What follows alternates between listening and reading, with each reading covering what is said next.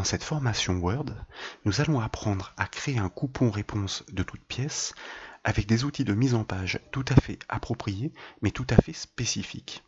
L'objectif est donc d'obtenir le résultat présenté à l'écran en partant d'un texte brut. Cela signifie que nous n'aurons aucune saisie à faire, mais en revanche, comme vous le remarquez, il n'y a sur ce texte ni mise en forme ni mise en page. Ça veut dire que tous les réglages sont à effectuer.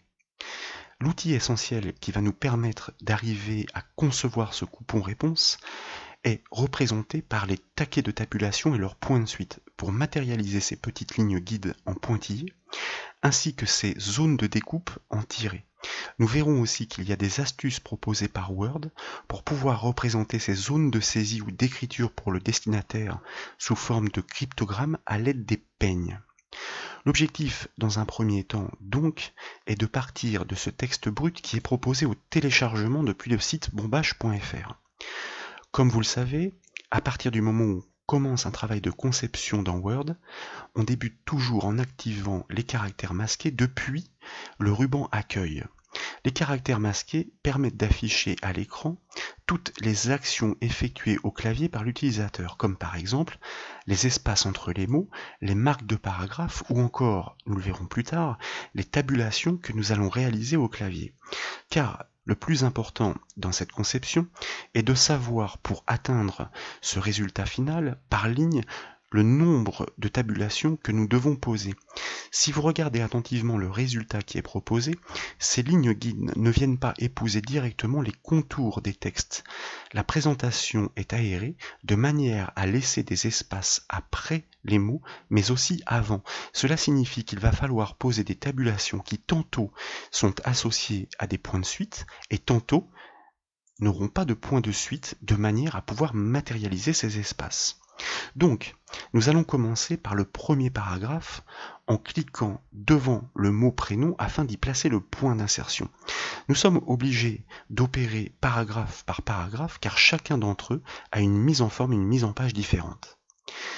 Nous commençons par insérer une première tabulation avec la touche Tab du clavier, car nous souhaitons dans un premier temps matérialiser l'espace situé après le mot nom non associé à des points de suite, puis une deuxième tabulation qui, elle, justement, sera associée à cette ligne guide qu'il faudra ensuite construire, mais d'abord il faudra la positionner. Puis une troisième tabulation qui permettra de matérialiser l'espace avant le mot prénom, et nous faisons exactement pareil après le texte prénom, si bien que nous commençons par cliquer après le mot, nous ajoutons une tabulation au clavier pour pouvoir matérialiser l'espace, même si vous ne la voyez pas, ne soyez pas tenté d'en ajouter une autre. Les tabulations parcourent par défaut une distance arbitraire, en l'occurrence ici nous l'avons ajoutée, mais nous ne la voyons pas encore. Puis une deuxième tabulation après le mot prénom, de manière à pouvoir visualiser cette ligne guide.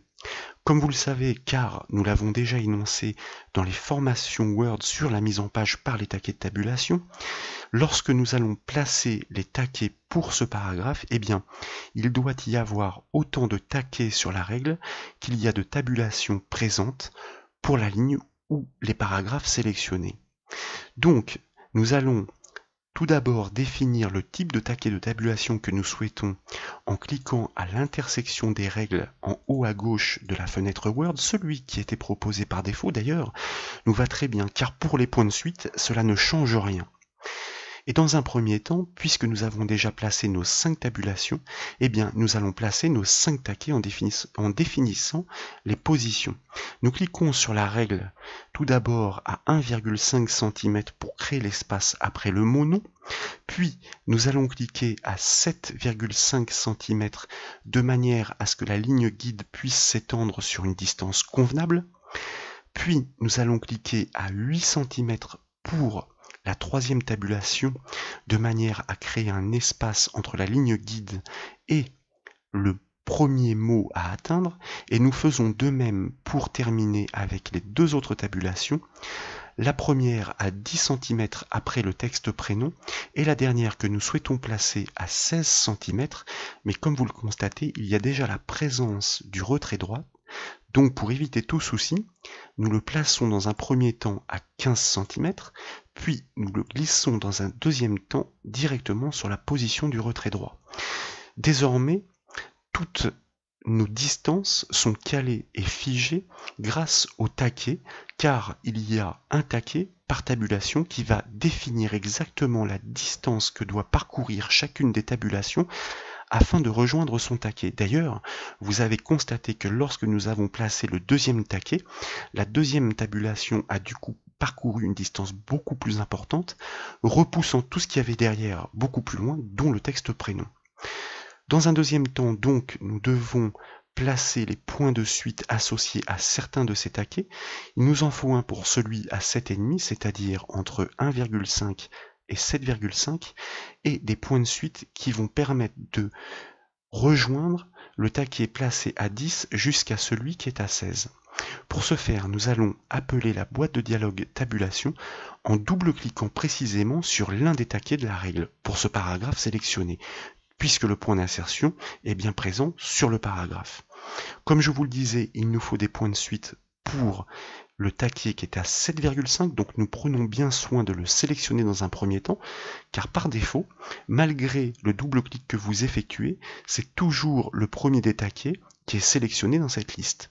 Pour le taquet à 7,5 donc, dans la section point de suite, nous cochons la case 2 des pointillés et nous cliquons sur le bouton définir pour pouvoir justement définir d'autres points de suite dans la foulée sur un autre taquet de tabulation, en l'occurrence celui qui est à 16 cm que nous sélectionnons donc, pour lequel nous cochons de la même façon la case 2 et nous validons ces choix par OK. Et vous remarquez qu'en instantané, nos premières lignes guides apparaissent bien pour matérialiser ces zones de saisie du coupon réponse en respectant les espaces avant et après les mots grâce aux tabulations et aux taquets que nous avons multipliés. Du coup, nous devons refaire la même chose, mais en adaptant aux spécificités des autres lignes. Ça veut dire, par exemple, pour le bloc d'adresse, eh bien, il nous faut une ligne guide qui va faire toute la largeur de la page, mais avec un petit espace qui doit correspondre à celui du paragraphe du dessus, si bien que nous allons donc ajouter dans un premier temps deux tabulations, une première pour le tout premier espace, et puis une deuxième tabulation au clavier pour pouvoir rejoindre avec la ligne guide la position à 16 cm. Dans la foulée, de la même façon, nous plaçons donc le premier taquet à 1,5 comme précédemment pour caler la mise en forme de l'espace après le texte adresse, et le deuxième taquet à 16, d'abord à 15,5, puis nous le glissons à 16. Et comme tout à l'heure, nous prenons bien soin d'activer la boîte de dialogue tabulation en double-cliquant précisément sur le taquet. Constatez que si vous cliquez juste à côté, eh bien, c'est la boîte de dialogue paragraphe en effet qui s'affiche. Nous sélectionnons cette fois le taquet à 16 cm, nous cochons comme toujours la case 2. Il n'est pas nécessaire de cliquer sur définir puisque un seul taquet porte des points de suite pour ce paragraphe et nous validons par OK. Et vous remarquez que petit à petit, notre coupon réponse prend forme. En ce qui concerne le troisième paragraphe, celui du code postal et de la ville, eh bien, il faut prévoir un espace avant le cryptogramme que nous concevrons plus tard, un espace par une tabulation et un taquet bien sûr, juste avant le mot ville, après le mot ville, et enfin des points de suite si possible en respectant les alignements des paragraphes du dessus pour que ce soit plus homogène, plus uniforme et plus présentable. Donc, nous avons besoin en effet de 4 tabulations vraisemblablement. 2 avant la ville. Nous cliquons juste avant le mot ville pour y placer le point d'insertion, c'est-à-dire la petite barre verticale qui clignote. Nous enfonçons une fois la touche tabulation et puis une deuxième fois dans la foulée de manière à pouvoir repousser le mot ville. Et nous faisons exactement la même chose derrière le mot ville avec 2 tabulations. Puis, dans la foulée, comme toujours, nous allons placer directement nos taquets de tabulation. Il nous en faut 4, car nous avons effectivement ici positionné 4 tabulations. Donc, la première de ces tabulations, nous allons la placer arbitrairement oui et non, car après quelques essais, eh bien, nous apercevons que c'est l'emplacement le plus approprié pour le cryptogramme, donc à 3 cm. Et puis, nous allons placer une autre tabulation qui interviendra après le cryptogramme, cette fois-ci à 8 cm, de manière à pouvoir aligner le texte vil précisément sur la même verticale, comme vous le constatez, que le texte prénom. Ainsi, la présentation et la mise en page seront plus équilibrées. Et puis, nous allons réitérer, quitte à augmenter l'espace, en plaçant un troisième taquet pour la troisième tabulation, précisément à 10 cm, de manière à ce que les points de suite commencent exactement à la même verticale que ceux du premier paragraphe. Et comme toujours avec la même petite astuce, eh bien le dernier taquet pour la quatrième tabulation, nous le glissons jusqu'à 16 cm. Sur ce paragraphe, vous êtes d'accord, il n'y a qu'un seul taquet qui porte les points de suite. Donc précisément comme toujours, nous double-cliquons sur l'un des taquets depuis la règle, nous choisissons le taquet qui est concerné par les points de suite, en l'occurrence celui qui est à 16 cm, nous cochons la case des pointillés, il n'y a pas besoin de définir encore une fois car seul un taquet est concerné, et nous validons par OK. Et en effet, nous confirmons que petit à petit, eh bien, notre coupon réponse prend forme. Avant de nous intéresser à ces cryptogrammes, nous allons au fur et à mesure placer toutes les tabulations pour tous les paragraphes qui sont concernés. Petite mise en forme spécifique en ce qui concerne cette ligne de titre pour les cases à cocher qui suivront, vous remarquez un trait de soulignement qui va se poursuivre au-delà du texte jusqu'à un taquet de tabulation, car c'est en cela que réside l'astuce. Et nous ne pouvons pas le faire, bien entendu, avec les points de suite, car les points de suite ne permettent de rejoindre que l'espace situé après le texte jusqu'à l'espace désigné par le taquet de tabulation. Donc, nous cliquons après les deux points de cette ligne de titre, nous ajoutons encore une fois une tabulation, une seule est nécessaire, et pour ce paragraphe, nous plaçons de nouveau un taquet à 16 cm. Sauf que, bien sûr, ici, il n'est pas nécessaire d'ajouter de points de suite comme je vous le disais. Ce n'est pas l'astuce que nous retenons, mais le soulignement. Nous sélectionnons l'ensemble des caractères concernés par cette mise en forme de texte. C'est la raison pour laquelle cette fois-ci nous sélectionnons toute la ligne et nous cliquons sur le bouton de soulignement du ruban accueil ou bien au clavier CTRL U, U étant la première lettre du mot américain pour underline, souligner. Nous allons ensuite faire de même avant de poser les cases à cocher pour la liste énumérée de l'offre qui est proposée, qui devrait être cochée à l'issue juste en dessous.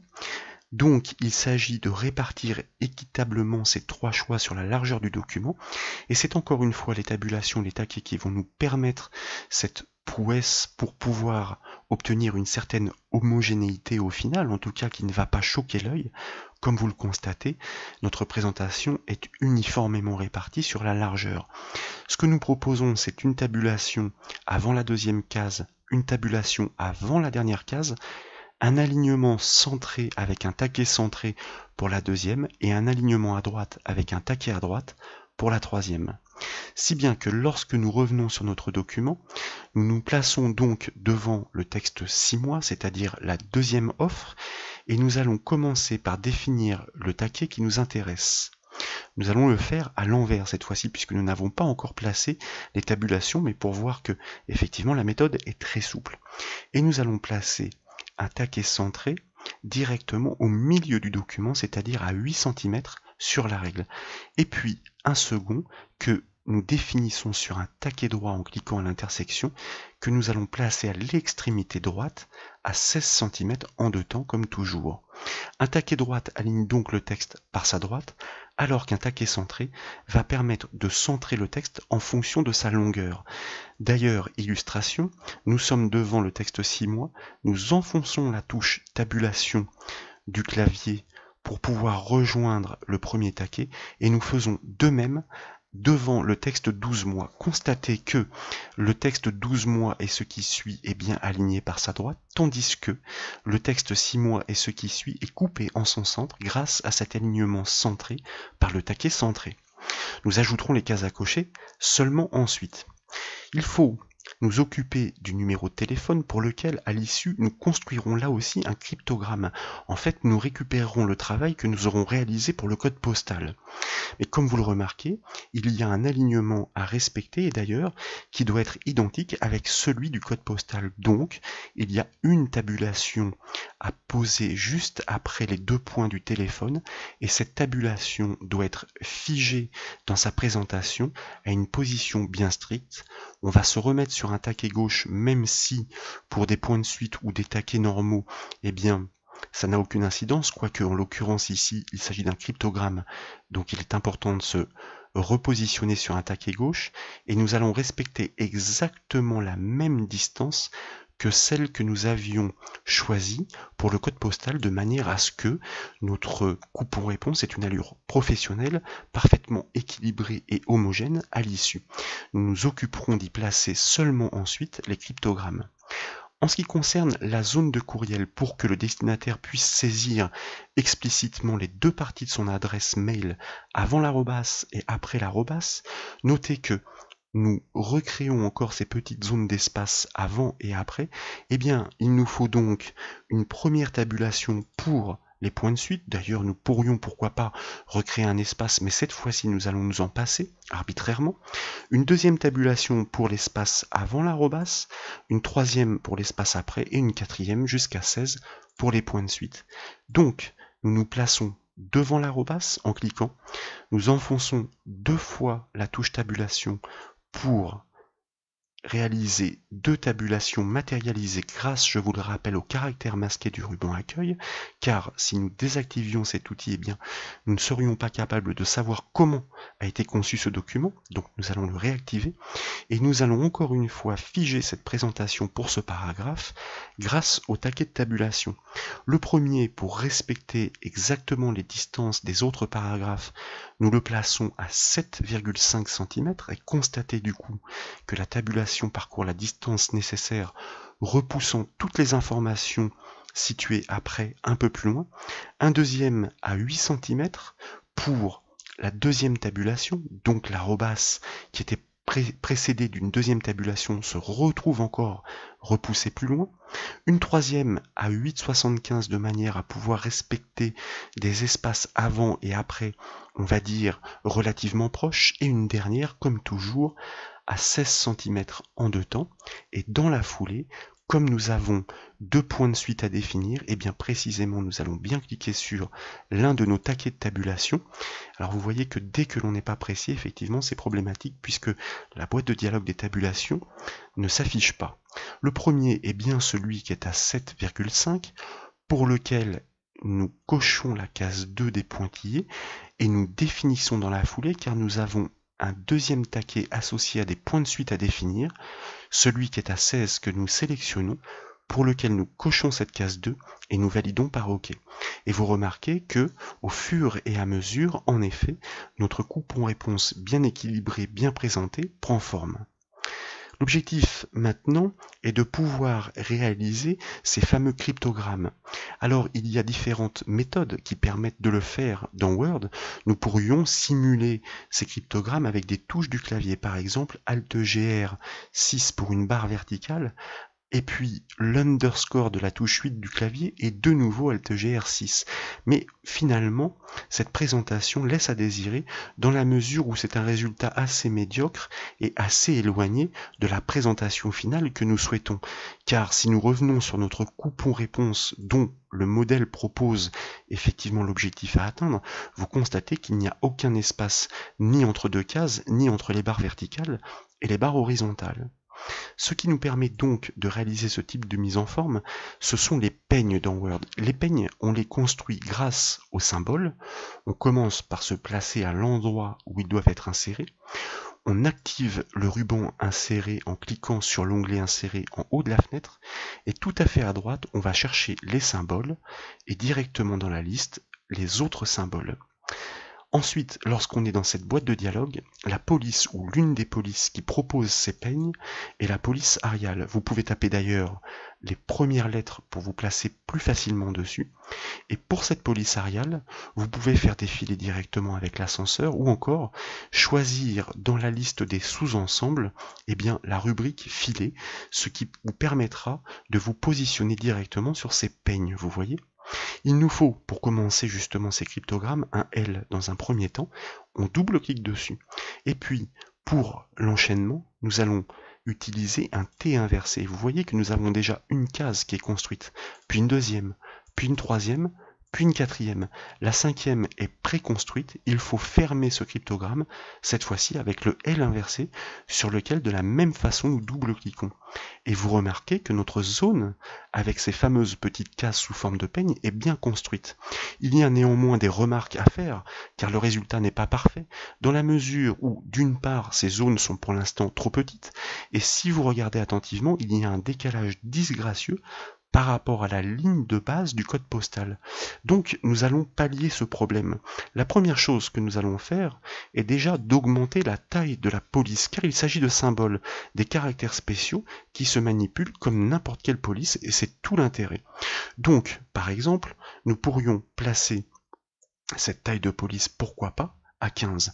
Et puis, dans la foulée, comme il s'agit de réglages tout à fait particuliers, nous allons accéder pour ce cryptogramme qui est encore sélectionné, aux options de police en cliquant sur le petit bouton d'options en bas à droite de la section police du ruban accueil. Et là, dans la boîte de dialogue police, nous allons activer l'onglet paramètres avancés en commençant par modifier l'échelle de manière à ce que ces cases soient plus étendues, vous voyez 150% par exemple. Ainsi, le destinataire pourra saisir beaucoup plus aisément à l'intérieur de chacune des cases, et tant qu'à faire, grâce à la section position, nous allons définir un décalage vers le bas. De mémoire, un décalage par exemple de 5 points est suffisant. Donc nous allons l'essayer et nous validons par OK. Et vous remarquez en effet qu'en même temps que notre cryptogramme est étendu, qu'il est recalé sur la ligne de base du code postal, si bien que notre présentation est tout à fait intéressante. Il n'y a plus de décalage choquant entre des mises en forme et d'autres.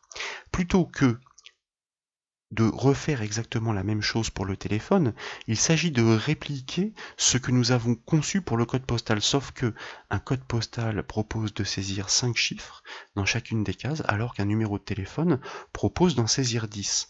Je vous propose donc de sélectionner seulement pour l'instant le L qui permet d'ouvrir ces peignes, de les copier par CTRL-C, et puis d'aller les coller au début du cryptogramme pour le téléphone.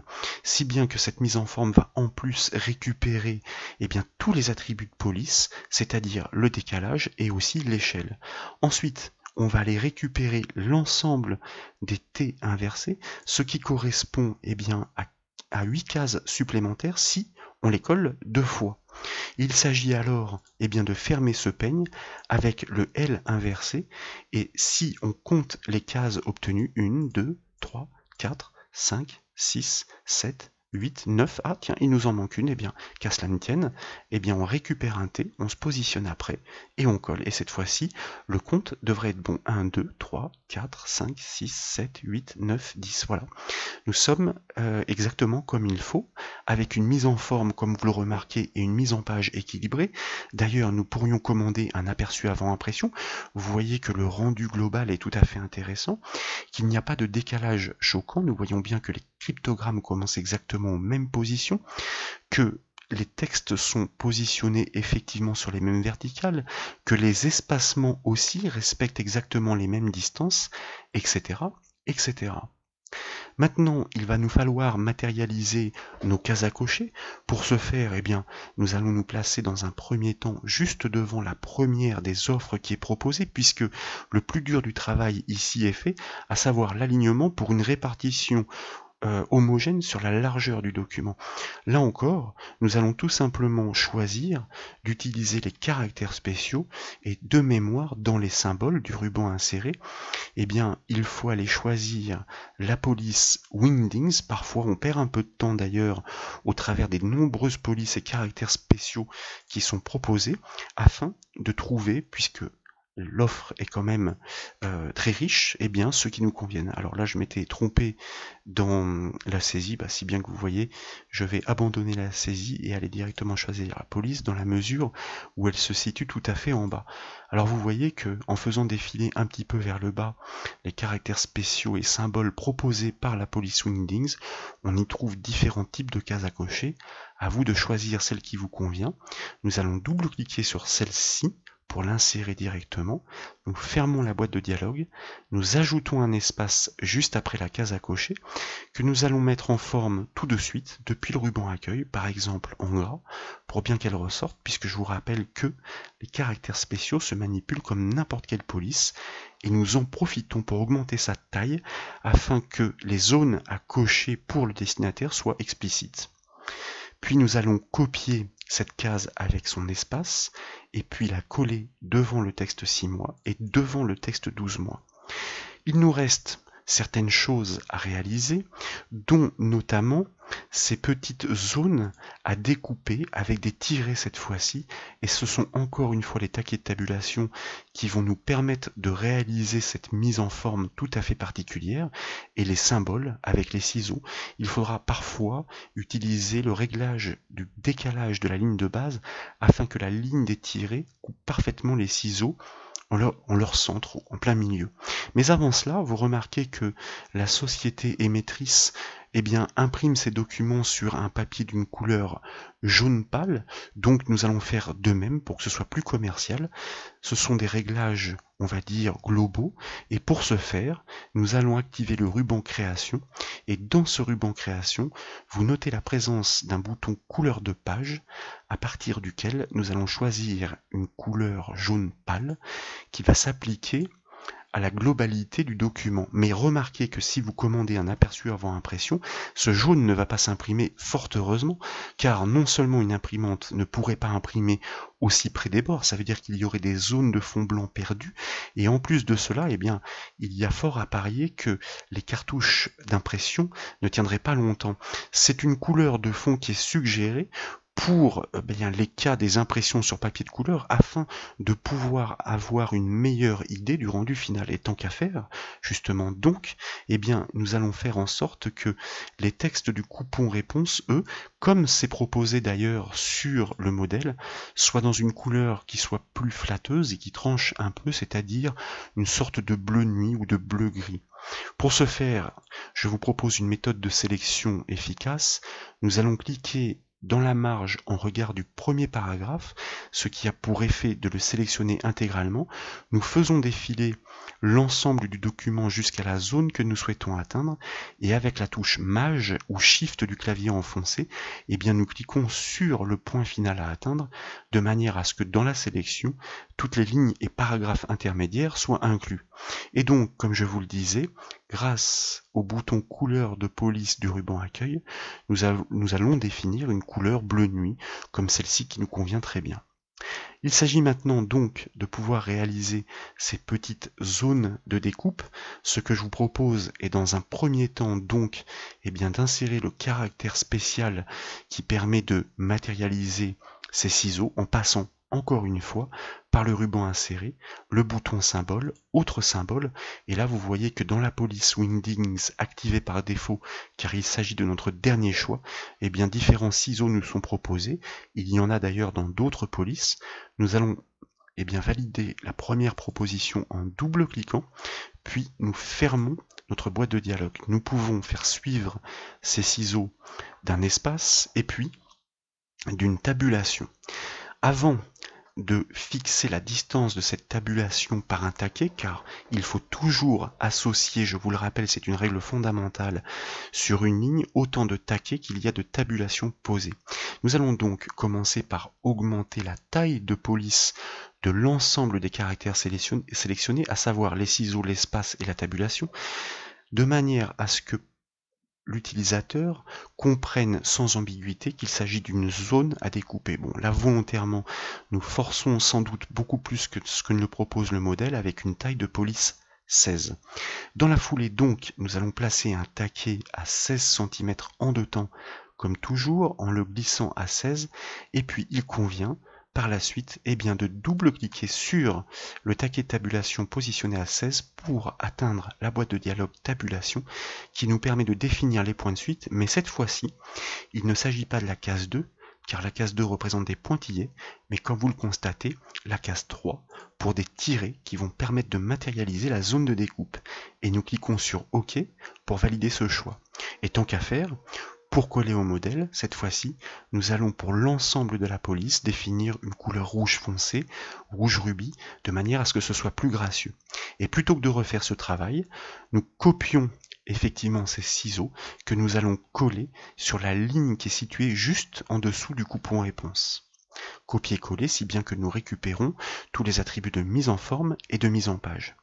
En revanche, réglage très important, lorsque vous réalisez un coupon réponse professionnel, comme le propose ce modèle, vous constatez qu'on prévoit des espaces entre les paragraphes qui sont suffisamment importants de manière à ce que l'utilisateur en toute ergonomie puisse saisir sans ambiguïté sur les lignes et les autres, de manière à ce qu'il n'y ait aucun chevauchement. Cela signifie que nous allons augmenter l'espace entre les paragraphes.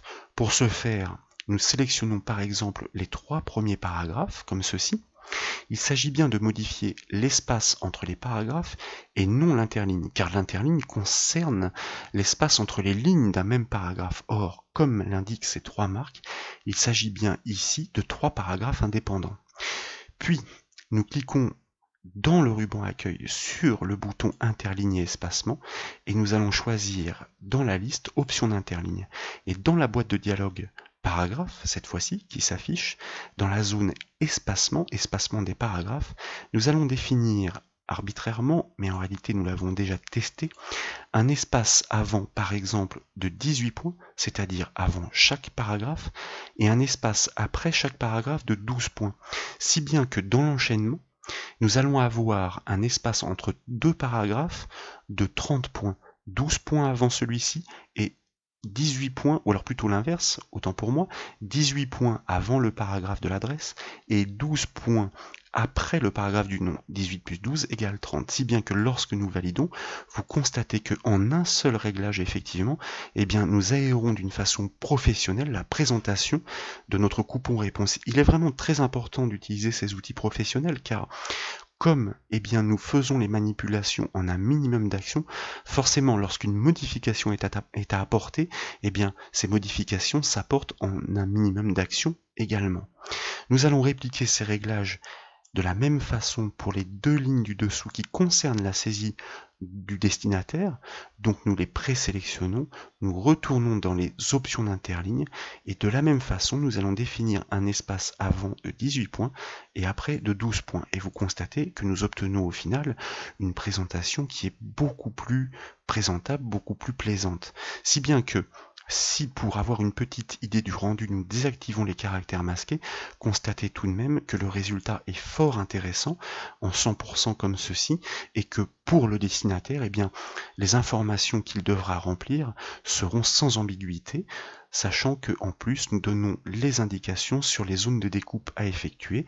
Il s'agit pour terminer, de finaliser les petites indications qui sont situées après le coupon et qui d'ailleurs ne feront pas partie du coupon une fois découpé pour que le destinataire sache à quelle adresse retourner ce coupon et quel est le montant du chèque ainsi que l'ordre qu'il doit retourner. Le montant du chèque sera défini justement par l'offre qu'il aura cochée au stylo. Donc ici c'est très simple, nous allons sélectionner l'ensemble des paragraphes et pour que la présentation soit plus flatteuse, nous allons choisir dans un premier temps une couleur qui est un peu moins agressive, comme par exemple un gris foncé. Ça veut dire que l'information ainsi sera suggérée. N'oublions pas néanmoins de réactiver nos caractères masqués. Et vous constatez que pour l'adresse, qui est une information essentielle en revanche, il y a des espaces entre chacun de ces paragraphes, espaces naturels d'ailleurs, que nous allons tout simplement supprimer. Pour les supprimer, c'est très simple.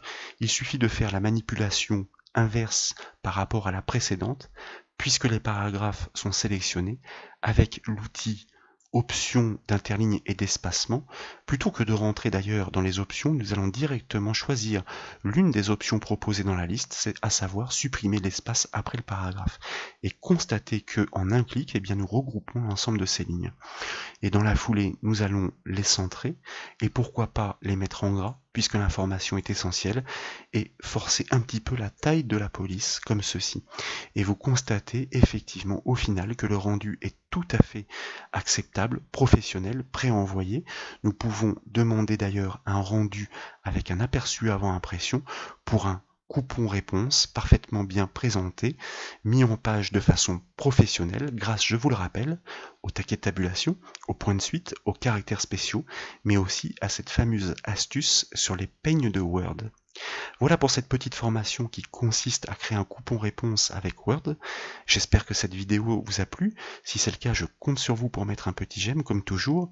Et comme vous le savez, vous pouvez retrouver toutes les autres formations sur le site bombage.fr. Je vous remercie.